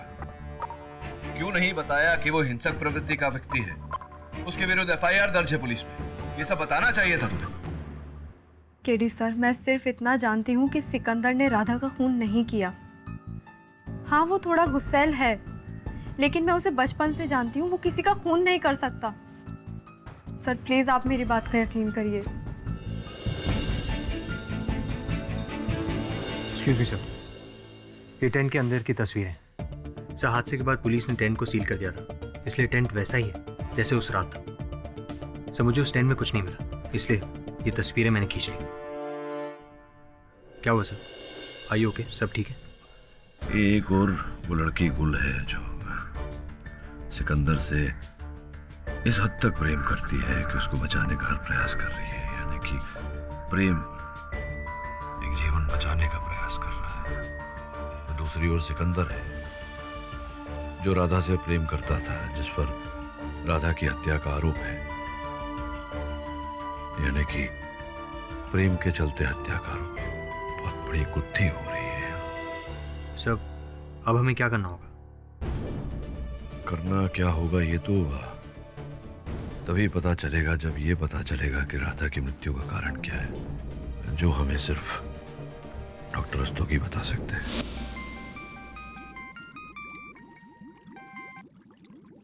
डॉक्टर रस्तोगी। केडी पाठक। केडी, दुर्घटना होने के कारण का पता कर पाना इम्पॉसिबल है। राधा के पार्थिव शरीर का अंतिम संस्कार हो चुका है। अब मैं कुछ नहीं कर सकता। वरुण, मैं राधा के माता पिता से मिलना चाहता हूँ। केडी साहब, घर की सारी जिम्मेदारियां मेरी बेटी राधा पर थी, इसलिए उसने शादी नहीं की। उसके जाने के बाद तो हम लोग सड़क पर आ गए। केडी साहब, हम इस बच्चे की पढ़ाई का बोझ कौन उठाएगा? केडी साहब, हम बर्बाद हो गए। मैं आपका दुख समझता हूं सर, इसीलिए यहां आया हूं। मैं चाहता था कि जिस व्यक्ति ने आपको इस परिस्थिति में डाला है, जिसने भी राधा की हत्या की है, उसको दंड दिलवाऊं, राधा को न्याय दिलवाऊं। आपने अभी तक राधा जी की अस्थियों का विसर्जन नहीं किया? बस उसी के लिए हम लोग हरिद्वार जाने की तैयारियां कर रहे हैं। सर क्षमा चाहता हूं, संकोच हो रहा है मुझे भी पूछते हुए। क्या मैं इन अस्थियों को जांच के लिए ले जा सकता हूं? मैं समझता हूं कि आपको विचित्र लग रहा होगा। इसके पीछे कारण यह है कि राधा जी की मृत्यु का कारण अभी तक हम पता नहीं लगा पाए, इसीलिए जांच के लिए ले जाना चाहता हूँ। हो सकता है फोरेंसिक से कोई सुराग निकल आए। हमारी बेटी तो चली गई, अब किसी को सजा मिले या ना मिले इससे कुछ फर्क नहीं पड़ता है। इससे हमारी बेटी वापस आने वाली तो नहीं है। पाठक जी, हमें हमारे हाल पे छोड़ दीजिए, हमें कोई न्याय वह नहीं चाहिए। क्या आप राधा के हत्यारे को यूं ही जाने देंगे? जितनी पीड़ा आपको और आपके परिवार को हो रही है, उतनी ही पीड़ा उस व्यक्ति को हो रही है जो निर्दोष है, लेकिन उसे दोषी करार दिया गया है। आरोप लगाया गया है उस पर राधा की हत्या का। क्या सच तक पहुंचने का आप मुझे अवसर नहीं देंगे?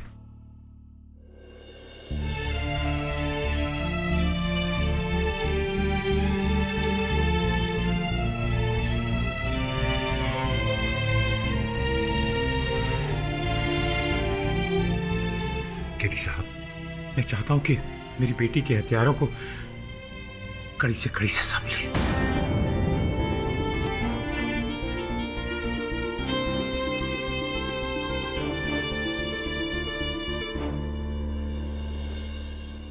केडी साहब, मेरी बेटी गणपति जी को बहुत मानती थी। इस मूर्ति को हमेशा अपने साथ रखती थी। हर परफॉर्मेंस से पहले वो उन्हें अपने माथे पे लगाती थी।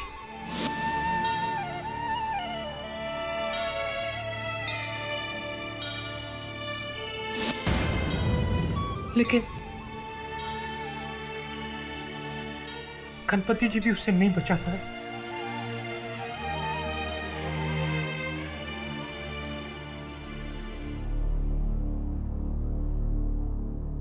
केडी साहब, ये गणपति जी की मूर्ति राधा के टेंट से मिली थी।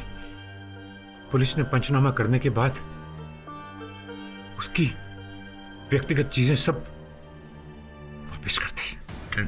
टेंट के पास मिली। योर ऑनर, ये मुकदमा और मुकदमों से अलग है। इस केस में मृत्यु का कारण एक दुर्घटना है।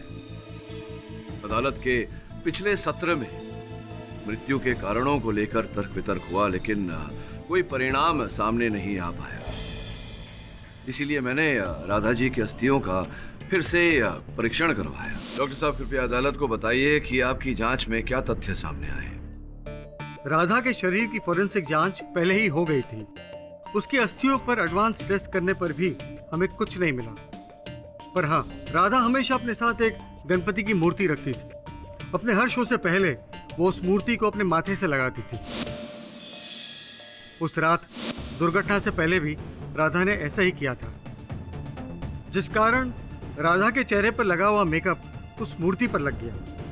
और उस मेकअप की जांच करने के बाद हमें पता चला कि राधा के चेहरे पर FNT नाम का केमिकल था। FNT, ये FNT क्या होता है, जरा स्पष्ट रूप से समझाइए। FNT का प्रयोग आधुनिक विस्फोटों में किया जाता है।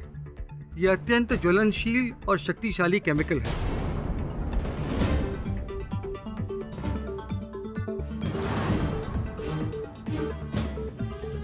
आग के कारण राधा के शरीर में सबसे ज्यादा नुकसान उसके चेहरे को पहुंचा था। इस आधार पर हम ये कह सकते हैं कि उसके चेहरे पर ये FNT केमिकल लगा हुआ था। ऑब्जेक्शन योर ऑनर, ये FNT या जो भी केमिकल है, तो प्रश्न ये है कि ये राधा के चेहरे तक पहुंचा कैसे?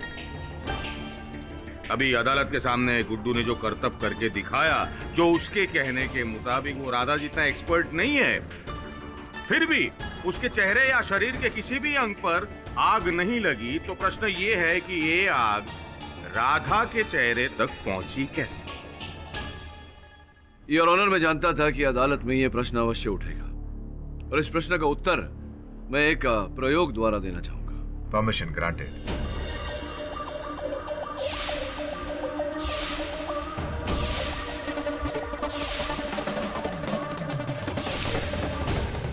योर ऑनर, अदालत की जानकारी के लिए और रिकॉर्ड्स के लिए मैंने इस पानी में बहुत ही कम मात्रा में FNT मिलाया है, 0.01 microgram.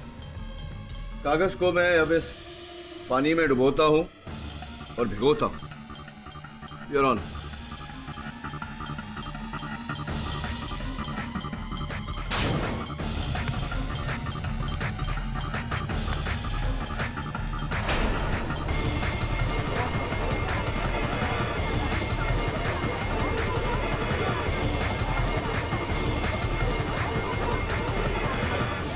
Order, silence in the court please.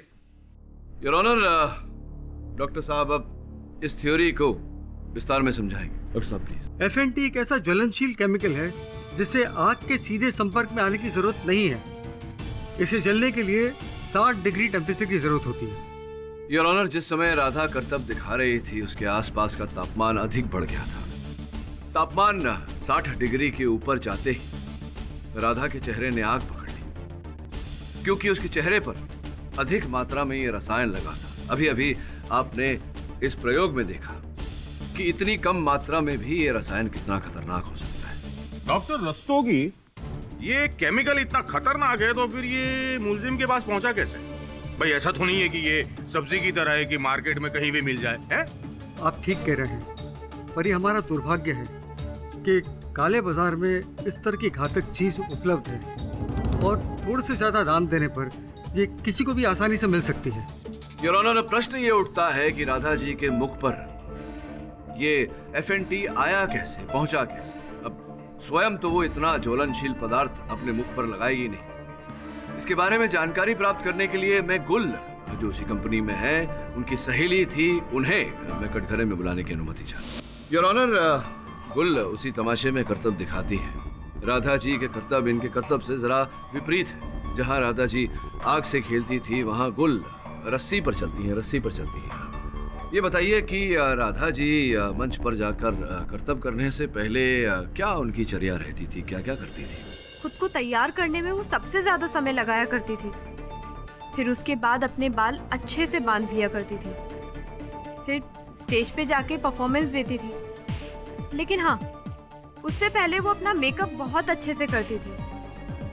सबसे ज्यादा समय ही वो मेकअप में लगाया करती थी। सबसे अधिक समय योर ऑनर राधा जी को श्रृंगार करने में लगता था। उनके कक्ष से हमने उनका मेकअप का सामान प्राप्त किया, जिसके फोरेंसिक्स जांच के बाद ये पता चला है कि भारी मात्रा में उसमें FNT रसायन मिला हुआ था। योर ऑनर, फोरेंसिक्स की रिपोर्ट आपकी मेज पर है।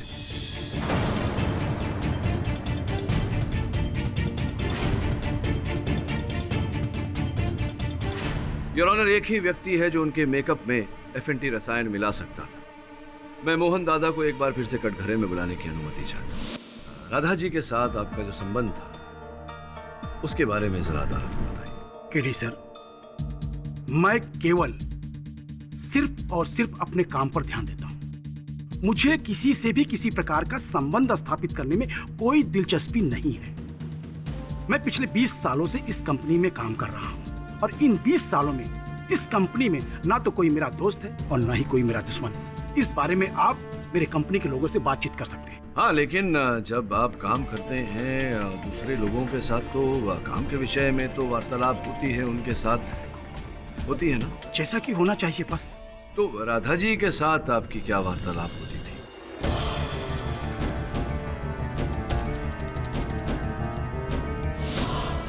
क्या ये सच नहीं है कि राधा जी और आपकी बिल्कुल नहीं बनती थी और कोसती थी वो आपको? इस बात को लेकर कई बार आप दोनों के बीच बहस भी हुई है, झगड़ा भी हुआ है। केडी सर, आपकी जानकारी बिल्कुल सही है। राधा हमेशा मेरे काम में कोई न कोई नुक्स निकालती ही रहती थी। इसीलिए उन्होंने आपको उनका मेकअप करने से भी मना कर दिया था, यहाँ तक कि उनके टेंट में घुसने तक की आज्ञा नहीं थी। केडी साहब, आप ही ने कहा था कि दो लोगों के बीच में झगड़ा या बहस हो जाए तो इसका मतलब ये नहीं कि वो दूसरे का खून कर दे। भूल गए आप? योर ऑनर, मोहन दादा अदालत से कुछ छिपा रहे हैं।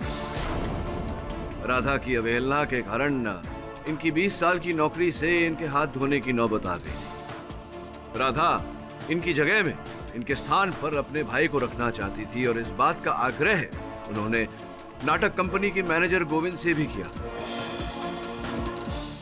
गोविंद जी ने अपने लिखित बयान में कहा है कि न चाहते हुए भी उन्हें ऐसा करना पड़ रहा था, क्योंकि राधा जी उस नाटक टोली की बहुत चहेती थी। योर ऑनर, मोहन दादा के पास अपनी नौकरी बचाने का एक ही उपाय था कि वो राधा जी की हत्या कर दें, और ऐसा इन्होंने किया। पाठक साहब, अभी अभी आपने कहा कि मोहन दादा को राधा के टेंट में जाने की भी परमिशन नहीं दी, तो वो केमिकल बॉटल में कैसे डाल सकते हैं? अब आपके इस प्रश्न का उत्तर वहां के मैनेजर गोविंद जी देंगे। गोविंद जी, कृपया अदालत को बताएं कि आपकी कंपनी में जो श्रृंगार का सामान आता है, इसकी जिम्मेदारी, इसका उत्तरदायित्व किसका है? जी, हमारी कंपनी में सारा श्रृंगार का सामान खरीदने की जिम्मेदारी मोहन दादा की है। धन्यवाद योर ऑनर। देसाई साहब के प्रश्न का उत्तर ये है कि उस मेकअप के बोतल में FNT रसायन मिलाने के लिए मोहन दादा को राधा जी के टेंट में जाने की आवश्यकता ही नहीं थी। जब वो बोतल राधा जी के पास पहुंची, उसमें FNT रसायन पहले से ही उपस्थित था।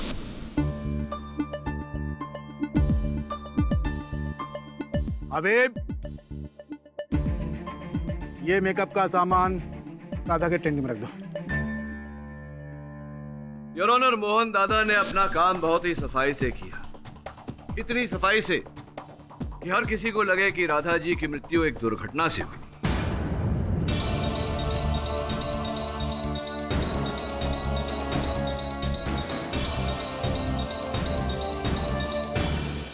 ये क्या बकवास कर रहे हैं आप?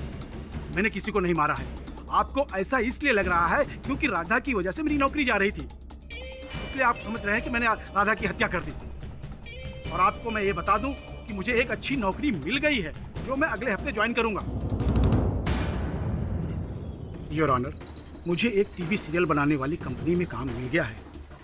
आप कहें तो मैं उनका एग्रीमेंट लेटर और उनका अपॉइंटमेंट लेटर आपको दिखा सकता हूं। और ये काम मुझे राधा की मौत से कई दिन पहले ही मिल चुका था।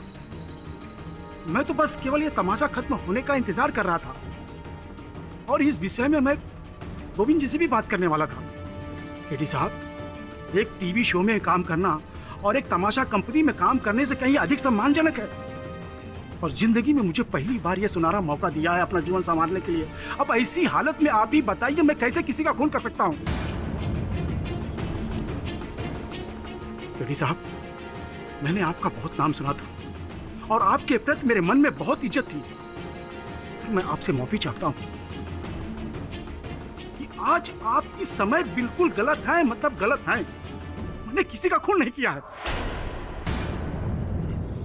योर ऑनर, केडी साहब फिर से एक बार हत्या का कारण साबित करने में असफल रहे। अगर ऐसा ही चलता रहा तो अदालत कोई नतीजे पर पहुंच ही नहीं पाएगी, है ना? आप बिल्कुल ठीक कह रहे हैं। आप ऐसे तर्क प्रस्तुत क्यों नहीं करते हैं जिससे अदालत को निर्णय लेने में आसानी हो? यह अदालत दोपहर के विश्राम के लिए स्थगित की जाती है। तो मोहन दादा ने अदालत में जो कुछ भी कहा वो सच का है। उनके पास बहुत अच्छी जॉब है जो उन्हें राधा की मौत से कई दिनों पहले मिली थी। हाँ, मैं समझ गया हूँ वरुण की मेरे मन में मोहन दादा के लिए जो धारणा थी वो गलत थी। लेकिन मोहन दादा नहीं है तो कौन है? कौन है वो व्यक्ति जिसके पास अवसर था राधा के टेंट में जा करके उनके श्रृंगार के सामान में वो रसायन मिलाने का? वो राधा के टेंट की तस्वीर है फाइल में? जी।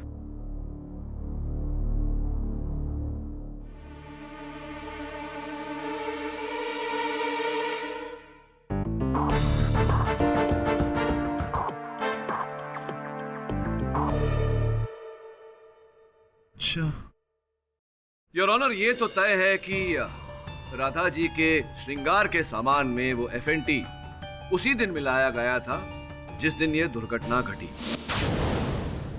उस दिन के घटना क्रमांक को एक बार फिर से दोहराते हैं। टेंट में तैयार हो रही राधा जी को यह आभास हुआ कि कोई उन्हें तैयार होता हुआ देख रहा है।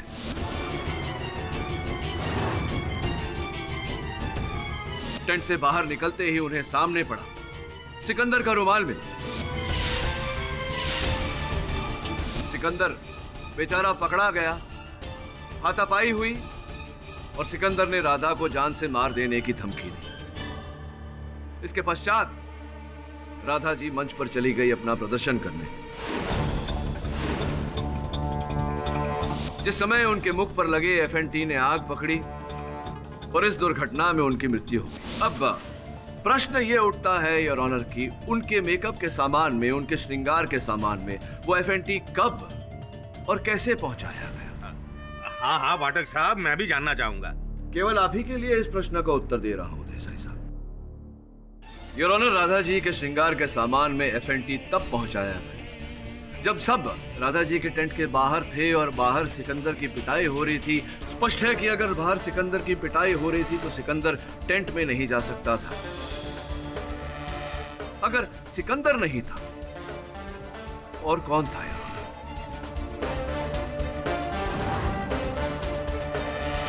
जिसका यह अर्थ निकलता है कि राधा जी को जब आभास हुआ कि कोई उन्हें तैयार होता हुआ देख रहा है, वो व्यक्ति सिकंदर नहीं था यार, बल्कि हत्यारा था।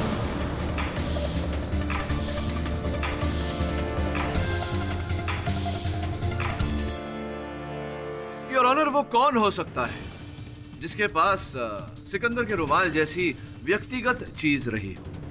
और क्या उस रुमाल को वहां डालकर वो सिकंदर को फंसाना चाहता था?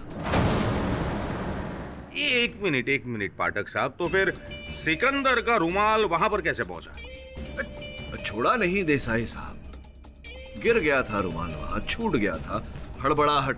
अच्छा, मतलब हत्यारा सिकंदर से प्यार करता था, जो उसका हाथ रुमाल जिसे आपने व्यक्तिगत वस्तु कहा था उसको लेकर हत्या का प्रयास करने आया था, है?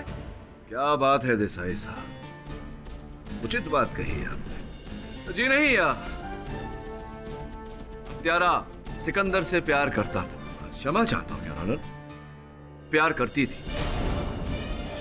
योर ऑनर, एक स्मृति चिन्ह के रूप में, एक सुवेनियर के रूप में हत्यारे ने इनका रुमाल सिकंदर का रुमाल अपने पास रखा था। योर ऑनर, जिस समय राधा जी अपने टेंट से बाहर आई और शोर मचाना शुरू किया, उसी समय हत्यारा राधा जी के टेंट में गया और उनके श्रृंगार के बोतल में FNT मिलाई। ये कुछ चित्र है राधा जी के मृत्यु के बाद लिए गए उनके टेंट के चित्र है योर ऑनर। योर ऑनर, अक्सर कहा जाता है कि हत्यारा कोई न कोई सुराग अवश्य छोड़ जाता है। इन दृश्यों को आप अगर ध्यान से देखें तो देखेंगे कि टेंट के द्वार पर वेलक्रो लगा हुआ है योर ऑनर, और उस वेलक्रो पर एक महिला के बाल लगे हुए। योर ऑनर, इस चित्र को देखने से पता चलता है कि जो बाल वहां वेलक्रो में लगे हुए हैं वो बिल्कुल सीधे बाल हैं।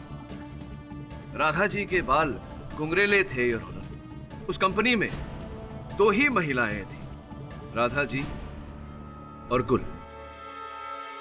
गुल, मैं जानता हूं कि आप बहाने बना सकती हैं कि वो बाल मेरे नहीं हैं, वो बाल कभी और लगे होंगे, लेकिन ऐसा कहने से पहले, बहाने बनाने से पहले मैं आपको बता देना चाहता हूं कि आपके बाल टेंट के उस द्वार से निकाल के फोरेंसिक्स की जांच के लिए भेज दिए गए हैं।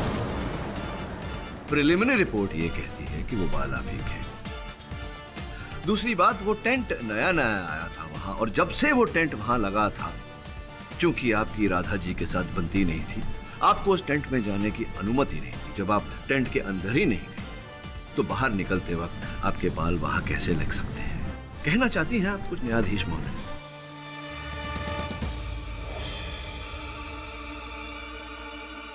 मैं सिकंदर से प्यार करती हूँ, लेकिन ये मेरी तरफ देखता ही नहीं था, क्योंकि ये राधा से प्यार करता था। जज साहब, मैं सिकंदर को बचपन से जानती हूँ। मैं इससे शादी करना चाहती थी, घर बसाना चाहती थी, लेकिन राधा ने मेरे सारे सपने तोड़ दिए। उसकी गलती की सजा सिर्फ मौत थी, जो मैंने उसे दे दी।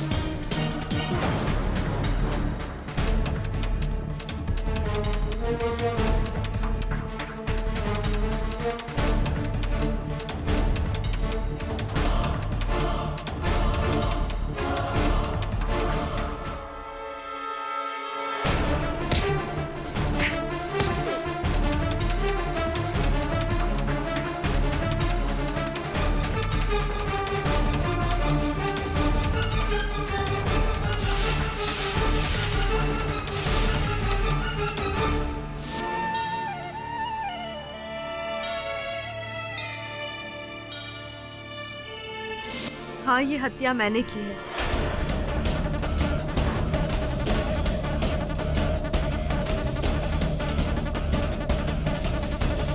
सिकंदर निर्दोष है।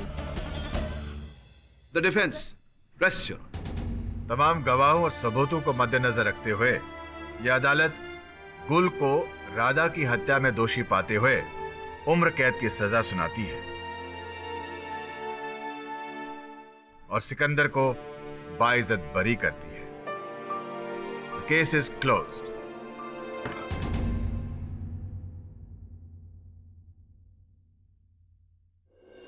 भले। हाँ, लेकिन देसाई साहब, एक ये जो अदालत में वो आग का गोला, करतब और रस्सी पे चलना इत्यादि इत्यादि जो करतब दिखाए गए हैं, ये आप घर पर प्रयोग न करिए। नहीं, क्योंकि ये करतब जो है जानकारों द्वारा की गई है, बड़ी सावधानी से। आप भी घर पर इन्हें करने का प्रयोग ना करें।